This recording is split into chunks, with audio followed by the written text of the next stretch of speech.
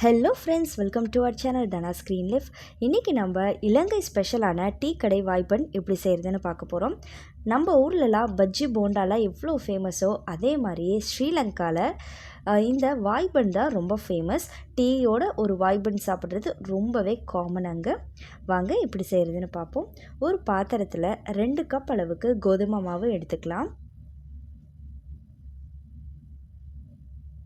கோதுமை மாவு 2 கப் எடுத்தோம் அப்படின்னா 1 கப் அளவுக்கு சர்க்கரை எடுத்துக்கணும். இந்த சர்க்கரையை நீங்கள் பவுடர் பண்ணி கூட சேர்த்துக்கலாம். 1.5 ஸ்பூன் அளவுக்கு அரிசி மாவு, நல்லா வெளிப்பகுதி கிறிஸ்பியாக மொறுமொறுன்னு வரணுங்கிறதுக்காக அரிசி மாவு 1.5 ஸ்பூன் சேர்த்துக்கணும்.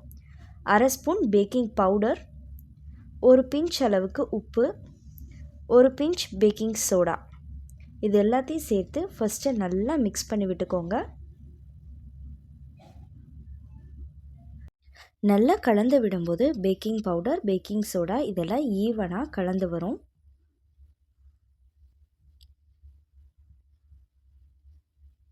இந்த அளவுக்கு மிக்ஸ் பண்ணதுக்கப்புறம் வெதுவெதுப்பான தண்ணி எடுத்துக்கோங்க.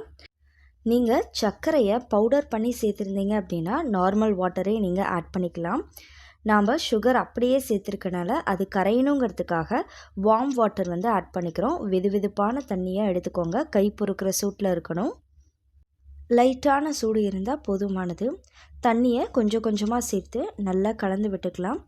சப்பாத்தி மாவை விட நல்ல லூஸான ஒரு பதத்துக்கு நம்ம கலந்து விட்டுக்கலாம். வாய்ப்பன் செய்ய மாவு போண்டா மாவு பதத்துக்கு நம்ம மிக்ஸ் பண்ணி எடுத்து வைக்கணும். ஆனால் ஆரம்ப ஸ்டேஜிலே நம்ம அதிகமாக தண்ணி சேர்த்து போண்டா மாவு பதத்துக்கு ரெடி பண்ணி 1 மணி நேரம் நம்ம ஊற வைக்கும்போது ரொம்ப தண்ணி ஆகிடும். நம்ம போட்டிருக்க சர்க்கரை கரைஞ்சி அதிகமாக தண்ணி விட ஆரம்பிச்சிடும். அதனால் இந்த மாதிரி ஒரு பதத்தில் மிக்ஸ் பண்ணி எடுத்துக்கோங்க. சப்பாத்தி மாவோட கொஞ்சம் லூஸான ஒரு பதத்துக்கு ரெடி பண்ணி எடுத்துக்கோங்க. 1 மணி நேரம் இந்த மாவை நல்லா ஊற வைக்கலாம். ஊறினதுக்கப்புறம் இதுலேருந்து தண்ணி அதிகமாக விட்டது அப்படின்னா, நம்மளோட போண்டா மாவு கன்சிஸ்டன்சிக்கு கிடச்சிது அப்படின்னா நம்ம அதை அப்படியே பயன்படுத்திக்கலாம். இல்லை அப்படின்னா 1 மணி நேரத்துக்கு அப்புறம் இன்னும் கொஞ்சம் தண்ணி சேர்த்து நம்ம மிக்ஸ் பண்ணிக்கலாம். பாருங்கள், இதோட பதம் 1 மணி நேரத்துக்கு அப்புறம் இந்த மாதிரி இருக்குது. இது கொஞ்சம் திக்கான பதம். இதில் நம்ம இன்னும் கொஞ்சம் தண்ணி சேர்த்து நம்ம மிக்ஸ் பண்ணி எடுத்துக்கலாம். மாவோட சைஸும் கொஞ்சம் அதிகமாக இருக்கும். இந்த மாவை நல்லா மிக்ஸ் பண்ணிவிட்டு கொஞ்சம் கொஞ்சமாக தண்ணி தெளித்து போண்டா மாவு பதத்துக்கு நம்ம மிக்ஸ் பண்ணி எடுத்துக்கலாம். பாருங்கள், இந்த மாதிரி பதம் தான் சரியான பதம். கையில் எடுக்கும்போது கரெக்டாக கீழே விழணும். இந்த டெக்ஸ்சர் தான் சரியான டெக்ஸ்சர். இப்போ நம்ம வாய்ப்பன் செய்ய ஆரம்பிச்சிடலாம்.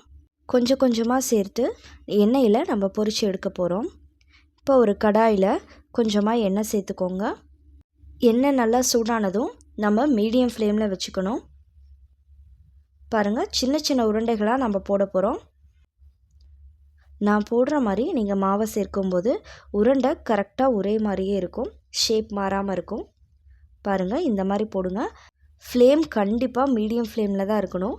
ஒரு வேளை ஹை ஃப்ளேமில் இருந்தது அப்படின்னா சீக்கிரமாக தீஞ்சு போயிடும். வெளியே இருக்க அவுட்டர் லேயர் மட்டும் நல்லா கருகிடும். அதனால் மீடியம் ஃப்ளேமில் வச்சு குக் பண்ணுங்கள்.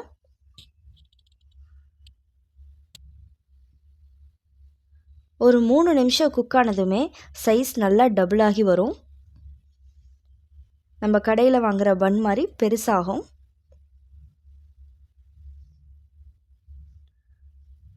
ஓரளவுக்கு சைஸ் பெருசானதும் இன்னொரு சைடுக்கு திருப்பி விட்டுக்கோங்க.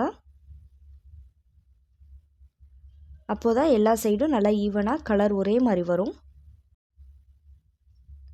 மொத்தமாக ஒரு 5 நிமிஷம் ஃப்ரை பண்ணோம் அப்படின்னா சூப்பரான வாய்ப்பன் ரெடி ஆகிடும். நீங்கள் இப்போ தான் நம்மளோட சேனலை ஃபர்ஸ்ட் டைம் பார்க்குறீங்க அப்படின்னா மறக்காமல் சப்ஸ்கிரைப் பண்ணிக்கோங்க. உங்களோட ஃப்ரெண்ட்ஸ் அண்ட் ஃபேமிலி மெம்பர்ஸ்க்கும் இந்த வீடியோவை ஷேர் பண்ணுங்கள்.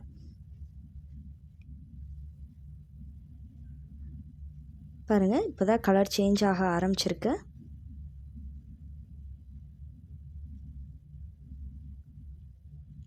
கலர் நல்லா கோல்டன் கலர் வந்ததும் நம்ம எடுத்துடலாம்.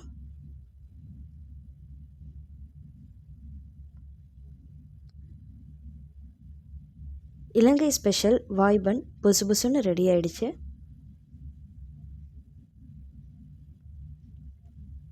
இதே போலவே மீதி இருக்க மாவையும் நம்ம ரெடி பண்ணி எடுத்துக்கலாம்.